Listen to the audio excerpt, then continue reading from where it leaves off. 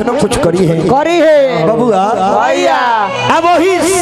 भगवान राम के देख के सीता मैया सूर्य भगवान से कहले कि सूर्य भगवान इरवे कुल के राम भगवान अगर रउए तन का कृपा कर देव राम पर तो तू कुल के मान मर्यादा रह जाए। तो शादी छठ के पूजा में घर के माई बहन लोग बड़ा प्रेम से गीत के गई कौन गीतिया बबुआ कि अरे छोटी मोटी कि यह मालिन बिटुइया के भुइया लोटे हो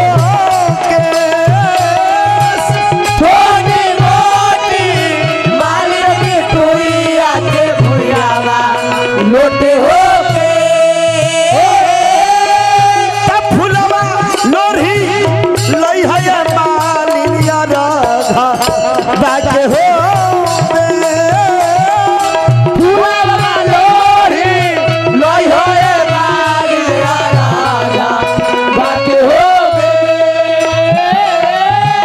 सीता मैया सूर्य भगवान पर बहुत ध्यान लगेले बड़ी आ यही धुन में सूर्य भगवान से कहते रहे कि हे सूर्य भगवान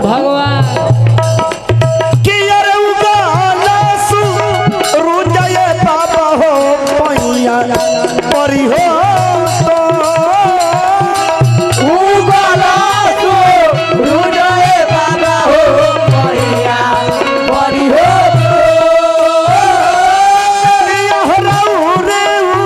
गलकाये बाबा हो न हो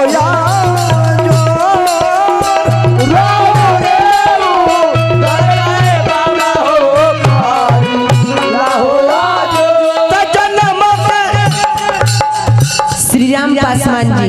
ठेकेदार साहब उनके तरफ से 51 रुपए का पुरस्कार आया है। माता रानी मंगल में बनाए दुखिया बाबा हो माई बाबू ना दुखिया बाबा हो माई बाबू ना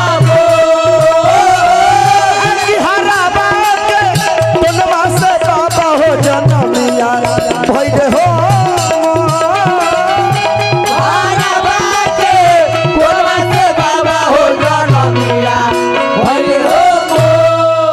भगवान के प्रार्थना कर रही है कि राम के रउआ मदद करी। अब भगवान राम हाथ जोड़िए मन ही मन अपने माता पिता गुरु को प्रणाम कीजिए। कर लिए बोलिए मम्मी के प्रणाम मम्मी के प्रणाम पापा के प्रणाम गुरुजी के प्रणाम चचा के प्रणाम चाचा के प्रणाम चाची के प्रणाम चाची के प्रणाम दादा के प्रणाम दादा के प्रणाम दादी के प्रणाम दादी के प्रणाम मौसा के प्रणाम मौसा के प्रणाम मौसी के प्रणाम मौसी के प्रणाम नाना के प्रणाम नाना के प्रणाम नानी के प्रणाम नानी के प्रणाम जनानी के प्रणाम। लड़का फेल नहीं है ठीक है टॉप 10 से पास है। टॉप 10 से पास है। तरह का दूध कट्टू है हाँ तो राजा के लड़का बड़ा मीठ बोलेला बड़ा मीठ था दूध कट्टू मत कहे ना। अच्छा हाथ जोड़िए सामने सूर्य भगवान को प्रणाम कहिए कि हे सूर्य भगवान हे दीननाथ गोसाइया काम बनाई है बढ़िया घूम जा पश्चिम के घूमते पश्चिम आप घूमिए पश्चिम कही हे पश्चिम देवता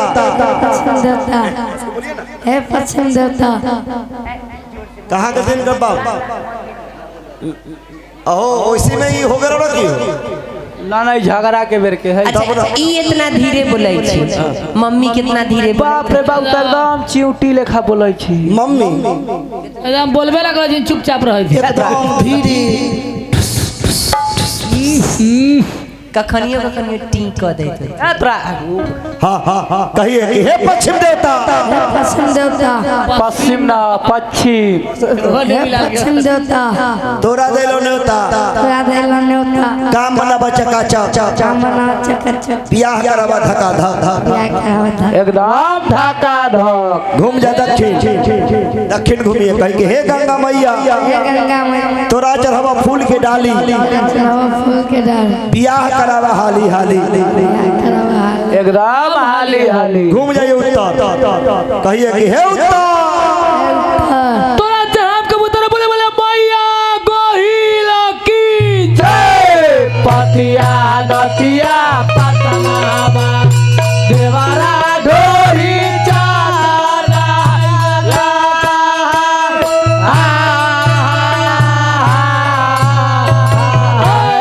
ए भाई मोहन मनरिया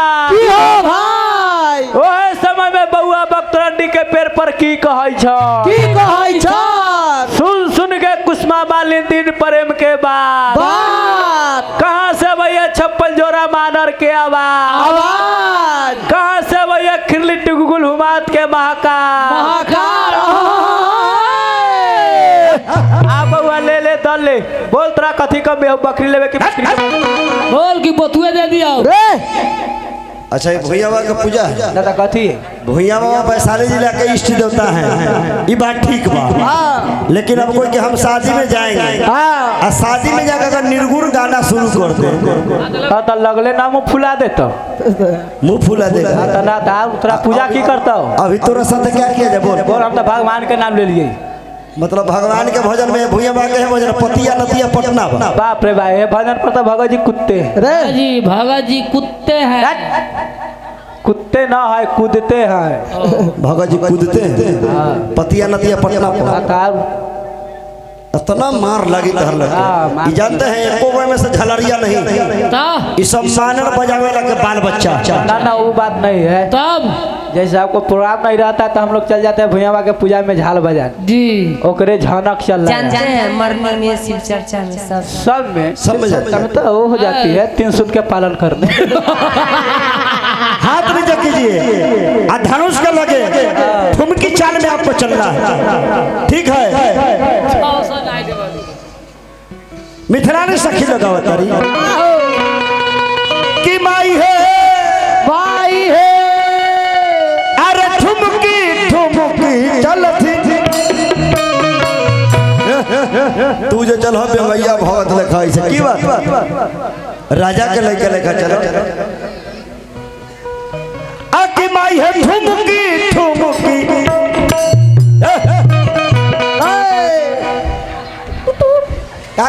परेड सावधान आगे से दाहिना मुड़ अरे राजा लेखा चलिए कि माई है ठुमकी ठुमकी चल चल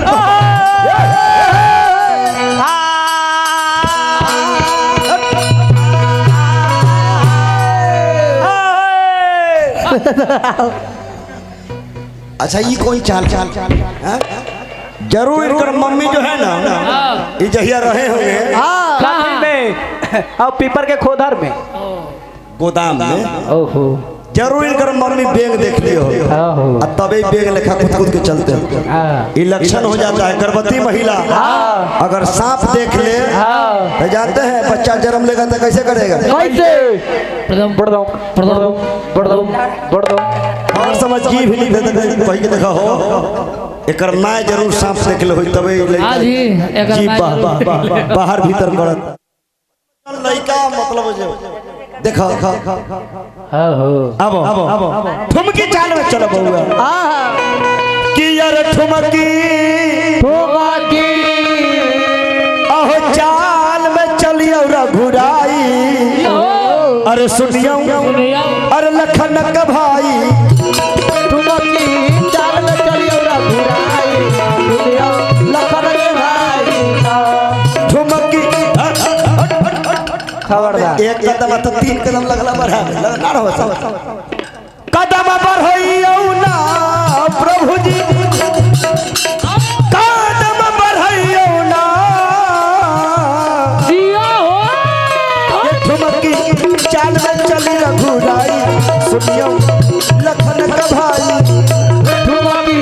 चाल में चलियो रघुराई सुनियो लखन के भाई एक सवारी गोर मनोहर एक सावर एक गोर मनोहर हृदय में उठा करे खुशियां के सोहर हृदय में उठा करे खुशियां के सोहर तो कदम बढ़इयो ना रउआ कदम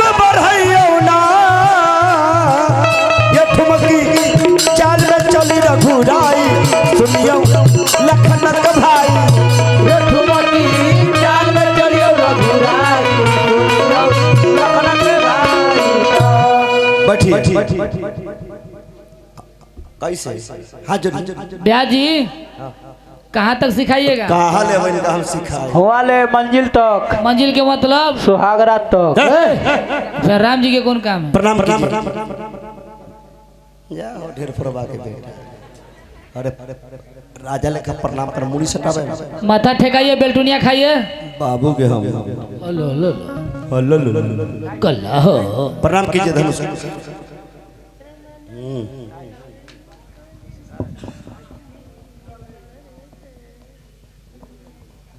खड़े हो जाओ हाथ ऊपर कीजिए, ज्यादा ऊपर नहीं कीजिएगा, पंखा है हाथ कट जाएगा। भगवान जब हाथ में धनुष को उठाते हैं मन में चार को बात को विचार आज ही कवर को कि कौशल्या किशोर ने जब हाथ में पिनाक लेना तेरते समय सोच की नहीं चार बातों को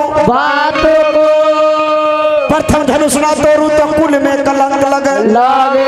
दूजे में धनुष तोड़ू तो धनु हाथी पुराण तीसरे में धनुष ना तोड़ू तो सीता रहे कुमारी चौथे में धनुष तोड़ दूं तो लोग कहे लोभ की है भगवान राम यही चार गो मन में बात को विचार करते हुए लेत चढ़ावत खाए चटकार है कहूँगा लाखा देख सब ठार है तही क्षण राम मध धनु तोरा भरे भुवन धुनि घो अरे लेत चढ़ावत खाए चटकार है लेत चढ़ावत खाए चटकार है कहूँगा लाखा देख सब ठार है कहूँगा लाखा देख सब ठार है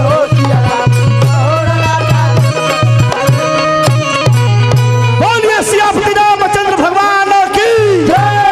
सियापति रामचंद्र की हल चल भाई कांदा करिया में हल चल राजा जनक का दरबार हो राजा जनक का दरबार हो राजा जनक का दरबार हो राजा जनक का दरबार हो। अब तक का चार गो भागवा रंग में से आइए तो भागवा रंग वाले भाई चार गो आई एक किस्म के आई हाँ जी कैसा अज्जू आदमी को बुला राम अज्जू हॉकीज पहने वाला।